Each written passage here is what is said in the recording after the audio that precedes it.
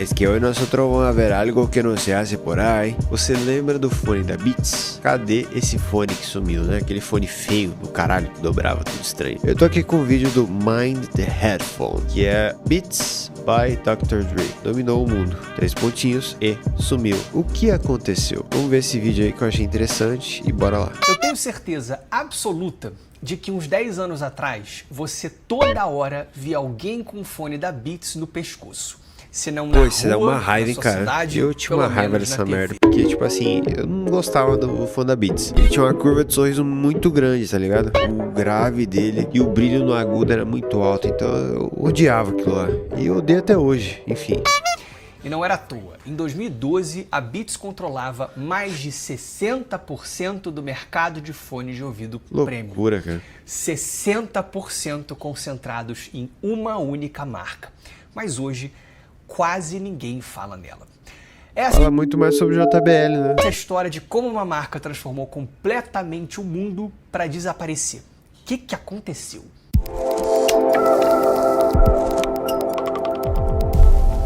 Era muito caro. Vamos olhar para um contexto. Antes da Beats, fones de ouvido de qualidade eram invisíveis. Eram ferramentas técnicas. Isso é verdade. Eram feitos para engenheiro de som, não para quem quer ouvir música no metrô. As marcas dominantes eram Sennheiser, AKG, Audio-Técnica. Tudo preto, cinza, sério, sem graça. Tem Audio-Técnica rosa agora, né? Branco, um monte de cor azul, né?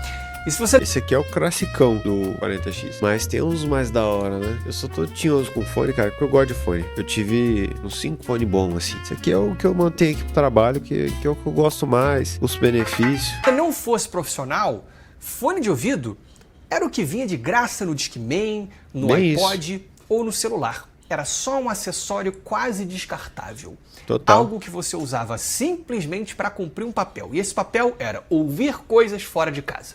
Não existia desejo. Cara, eram uns fones horríveis, sons de rádio de pilha, né? Você ouvia aquele chiadão, assim, aquele bagulho, aquela frequência média gritante, você não percebia brilho, você não percebia peso, você não percebia presença, estéreo, não percebia nada. Era um fone estourando no teu ouvido lá e você só... A felicidade era você ouvir na rua uma música, não tinha essa de nossa, que som da hora, nossa, que som foda. Muito menos status. Em 2006, o rapper Dr. Dre percebeu isso. Ele olhava para o mercado crescente, que era dos MP3 players, olhava os iPods de $400, que vendiam cada vez mais, acompanhados de um fone de $1. Esse é o Dr. Dre?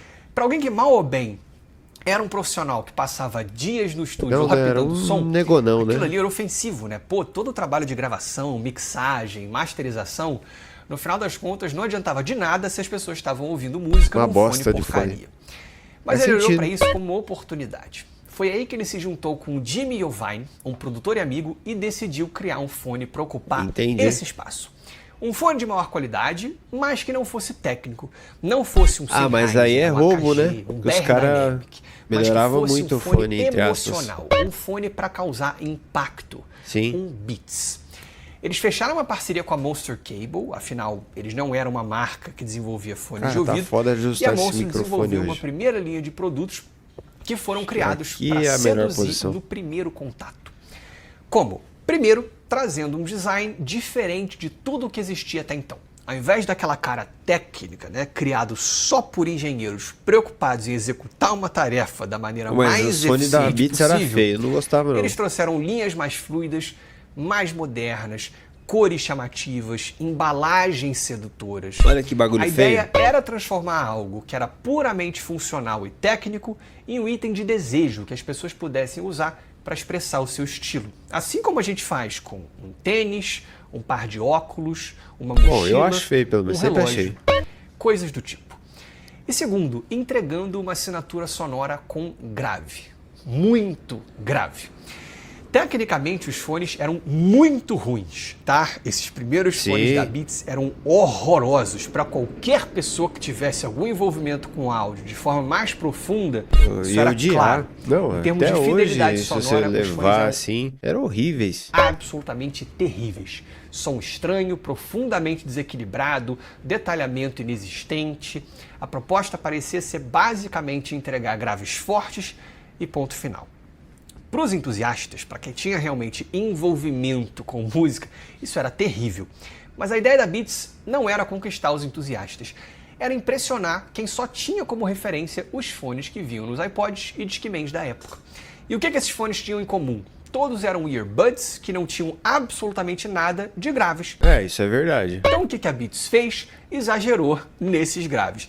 Para o usuário médio, o resultado era chocante, afinal as pessoas literalmente tirava cera de ouvido, né, ouvindo música. passaram a ouvir uma coisa que elas não ouviam antes nas suas gravações. These actually allow you to hear notes that you've never heard before. So if you've been stuck on your standard Apple earphones and then you put these in, I guarantee you there's going to be some notes you've never heard before, just because the Apple earphones can't produce those sounds that the Beats can. Não era sobre neutralidade ou equilíbrio. Gostava, assim, não era um fone pra referência, mas eu gostava de ouvir com o Skull Candy, cara. Sempre gostei. Era sobre sensação. Mas o golpe de mestre não foi o som, foi o marketing. Antes mesmo do lançamento oficial, eles mandaram 15 unidades para o LeBron James. Esses fones verdade. acabaram nas cabeças de todo o time olímpico americano de 2008. Pensa nisso, o fone virou um símbolo, ele virou uma bandeira. Eles só expandiram, cara, essa foi a estratégia. Eles começaram a lançar vários modelos personalizados, feitos especialmente para celebridades, que tinham muita projeção e de todos os tipos. Lady Gaga, Justin Bieber, Nicki Minaj, Lil Wayne, David Guetta. Todos os grandes artistas estavam sempre com um fone da Beats. Os fones eram sempre entregues, inclusive antes de uma turnê, de um videoclipe, para que eles mostrassem os fones com orgulho. A Beats, ela entendeu antes de todo mundo, influência cultural vale mais do que comercial. Verdade. Os fones da Beats, eles estavam em todo lugar. Nos Você clipes, via todos os nas entrevistas, artistas. nas ruas, e o timing foi perfeito. O streaming naquela época estava começando a crescer, o smartphone já estava se tornando o player principal, e o áudio pessoal virava identidade. A Beats, ela não só acompanhou isso, ela definiu isso, ela trouxe combustível para isso. Era o fone da era digital, antes mesmo da era digital estar pronta. O resultado foi a estatística avassaladora que eu mencionei no início do vídeo. A Beats chegou a deter 60% do mercado de fones de ouvido premium do mundo. Ela só crescia e não dava sinais de que ia desacelerar. Até que, em 2014, a Apple compra a Beats por 3 bilhões de dólares. Eu me lembro disso, assim, foi chocante na época. Inclusive, assim, para a comunidade entusiastas, né? Tipo, 3 bilhões, cara. E, pô, Apple dinheiro. e Beats, dois monstros se juntando. Isso foi inesperado, inclusive, porque a Apple não tinha exatamente um histórico de aquisições. Essa foi a maior da história da empresa, inclusive. E muita gente ficou se perguntando, cara, qual que é a ideia? Tipo, agora os iPods e os iPhones vão vir com fones da Beats, é isso? Ou a Apple quer entrar no mundo dos fones e vai fazer isso por meio da Beats? Não vai mais ser Beats by Dr. Dre, vai ser Beats by Apple? O que vai acontecer? Né? Muitas interpretações começaram a surgir. Demorou um pouco, mas com o tempo foi possível entender a intenção da Apple. Eu não sabia, particularmente eu não sabia disso, que a Apple tinha comprado a Beats, quer dizer. E não era nada disso, ela não queria os fones. A primeira coisa que ela queria, aparentemente, era justamente o contrário. Ela queria eliminar uma concorrente. Sim. A Apple entendeu que o mercado de fones ia ficar cada vez maior, crescendo juntamente com o mercado de smartphones. E se a Beats não era exatamente uma concorrente naquele momento, ela ia passar a ser quando a Apple inevitavelmente quisesse entrar no mercado de fones de ouvido, que foi o que aconteceu. A Apple depois lançou os AirPods normais, os AirPods Pro, os AirPods Max, e no mercado de fones de ouvido premium são eles que reinam sozinhos hoje. Atualmente, assim, o mercado é muito mais fragmentado, né, porque tem muito mais marca olhando para ele, como estava aparecendo, esse mercado cresceu dramaticamente. Aliás, essa é uma outra estatística assustadora. Se eu não me engano, de 2011 para 2013, o mercado de fones de ouvido premium no mundo dobrou de tamanho, em parte graças a Beats. Então, muitas outras marcas passaram a olhar para esse mercado, a desenvolver produtos para esse mercado. Então, ele hoje é mais fragmentado. Mas hoje, os AirPods têm ali na casa dos 25% desse mercado. Pode parecer pouco, perto dos 60% que a Beats teve, mas só para vocês terem como referência, o segundo colocado é a Samsung, ela tem 8%. Nossa. AirPods tem 25%, é muito mais. Em termos de faturamento, os AirPods sozinhos, se eles fossem uma empresa isolada, eles seriam maiores que o Airbnb, que o eBay e, pasmem, que o próprio Porra. Spotify. Com isso, a Beats virou uma marca de apoio. A Apple deixou de lado os produtos que competiam diretamente com ela, né? O Beats Studio atual é um belo exemplo disso. É um produto que existe, mas que quase não é atualizado mais. Ele fica completamente escondido no site da Apple, você tem que querer muito achar.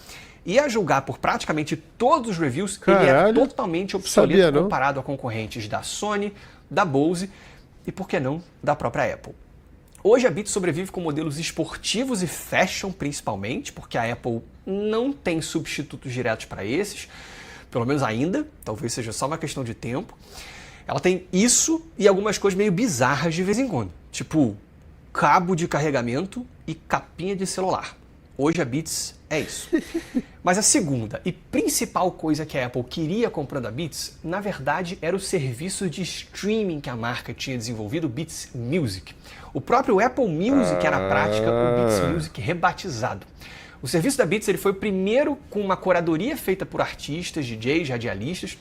Parecia que tinha alguém ali te apresentando uma música nova, né? Eles têm as rádios, que são rádios de uma pessoa que está ali fazendo. E a Apple, até então, assim, ela insistia na venda de faixas via iTunes, né? E aí ela entendeu que o futuro era assinatura, mas quando ela percebeu isso, o Spotify já estava muito longe, então ela usou a base do Beats Music, migrou os assinantes e matou o serviço original. Então, no final das contas, por que a Beats caiu? É simples, porque ela deixou de ser uma empresa com ambição própria. Ela virou um braço de uma empresa muito maior que tem outros planos. Antes, como uma marca independente, o objetivo era crescer, era inovar, era marcar presença, conquistar mercados, ser uma marca grande e reconhecida. Quando ela foi comprada pela Apple, o objetivo passou a ser: como é que a Beats pode beneficiar a Apple? Uma coisa está clara, não é vendendo fones. E tem mais. Com a explosão dos reviews técnicos, né, o mercado ficou muito mais informado. Hoje um produto, ele precisa parecer bom, mas ele também precisa ser bom. Você botar aí que muita coisa estética por exemplo, tem altos celulares que são bonitos, né? E você pega ele na mão, você acha ele da hora e tal, mas na hora de você usar é uma merda, principalmente câmera. Se a câmera for ruim, velho, abandona. O celular não vai ter venda, não vai ser algo de referência. E aí, a Beats já não tinha mais espaço. Eu até acho que a segunda leva de produtos da Beats foi muito melhor que a primeira, assim, eu me lembro que eu cheguei a testar o Solo 2, é um fone que eu achava ótimo na época. Mas hoje o mercado é muito mais competitivo, sabe? A Beats surgiu com apelo fashion, né? Esse era o principal diferencial deles. Eles nunca fizeram os melhores fones do mercado. E hoje o mercado tem muito mais players, muito mais competitividade. A Beats não é o foco da Apple, né? Ela ficou totalmente para trás, meio que assim, não vale o esforço. Mas né? Ela fez algo que ninguém tinha feito antes. Ela transformou o som em desejo. E isso mudou o mercado para sempre. Então assim, queiram nós audiófilos ou não, a gente tem muito, mas muito a agradecer a Beats. Essa foi a marca que fez milhões e milhões de pessoas olharem para fones de ouvido, pela primeira vez pensarem em investir em um, né? Fazerem você não parecer, né, nós entusiastas, parecer assim maluco quando a gente fala que a gente gastou, sei lá, $200 num fone de ouvido. Isso se tornou normal depois da Beats. Claro que no Brasil muito menos, né, o nosso poder aquisitivo, mas assim, fez com que fones de ouvido se tornasse um produto que faz parte da vida das pessoas, né? Pessoas que nunca tinham cogitado investir num fone de ouvido, né? A Beats foi a marca que mudou esse jogo. Hoje você vê que até fone Bluetooth tem um valor agregado muito alto, né? Antes, Bluetooth era um negócio fora de questão, né? Hoje em dia o que mais procura é isso. Hoje, pessoas normais, ela tá nas sombras, mas o impacto ainda tá aqui. Do jeito que a gente escolhe fones, no quanto se espera de um produto de áudio, na ideia de que fone também é cultura, é estética. Então, goste dela ou não, é inegável o quanto a Beats transformou para sempre o mercado de áudio. Mas parece que foi uma coisa que não durou tanto e a Apple matou a marca. Essa é a história da Beats. Gente, espero que vocês tenham gostado. Se vocês tiverem gostado, clique no botão de like. Se vocês tiverem gostado muito, se inscrevam no canal. Grande abraço. Cara, gostei. Senta o dedo no like aí e já era.